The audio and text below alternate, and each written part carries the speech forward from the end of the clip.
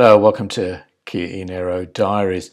Now, in a recent video, I was talking about EV sales for the month of September in the UK and in France. I was wearing a MAGA hat, didn't fit very well. I only kept it on for about 2 seconds. And I had some interesting comments. Now, I welcome all comments. I don't, I'm interested in what everyone has to say. And one of the comments you could say could be easily dismissed because I'll read it to you anyway. And this is from somebody who's called at another V8 1979, so you can get some idea of what interests him, big engines and stuff, I guess. And he says, so I'd been talking about the new EV sales in the UK, which had gone up a lot compared to the previous September, and were now around about 30%. So about 30% of all new car sales were around, had a plug. And this person says percentage of low volume sales means nothing. Well, they're just a percentage of total sales. They're not low volume sales. And then he says, let's talk numbers. So I'm thinking, great, he's going to give me some alternative data that he's can back up. But no, he just goes straight into an opinion which says, I travel motorways a lot and do not see the increases you claim as percentage on my travels. Yes, I see a few, but not 30%.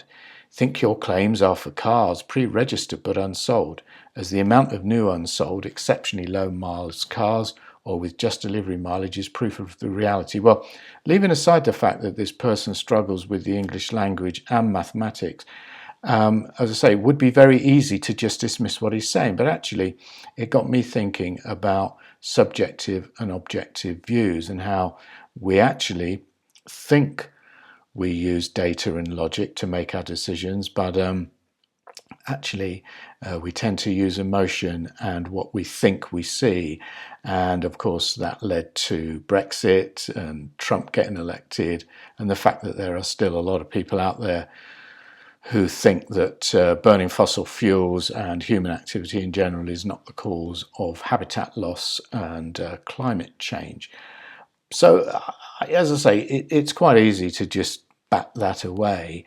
But when you think about it, people do react more and have an opinion based on what they think they see. Now, I've got no reason to suspect that this person does indeed do a lot more driving on the roads than I do, certainly in the UK.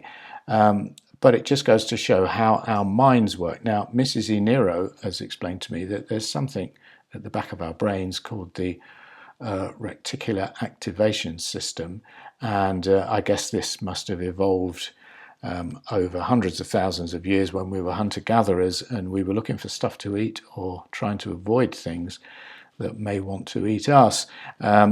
And of course, this happens all the time in the modern world where, something that interests us, we look out for it. And back in 2016, before I got the e-Niro, I bought an old Mazda MX-5. It was a lovely car in really good condition because nothing really suffers from rust here like in the UK.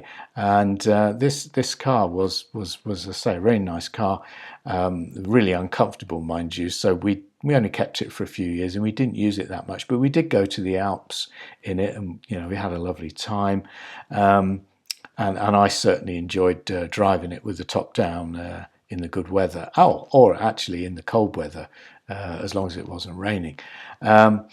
But it was interesting that having bought the Mazda, I started then noticing other Mazda MX-5s on the road, which I hadn't done before. And I think it's just human nature that we look for things that interest us. And clearly this person who made the comment is not interested really in EVs, but maybe one day he had a look and he didn't see many.